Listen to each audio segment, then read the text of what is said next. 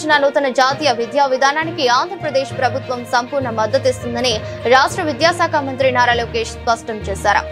ఎన్ఈపీలోనే 3 భాషల విధానాన్ని గట్టిగా సమర్థించారు.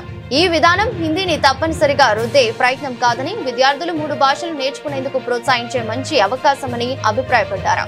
ఈ సందర్భంగా లోకేష్ తన వ్యక్తిగత అనుభవాన్ని పంచుకున్నారు. నేను కూడా 3 భాషలు నేర్చుకున్న విద్యార్థినే. ఇప్పుడు నా కొడుకు కూడా అదే చేస్తున్నాడు.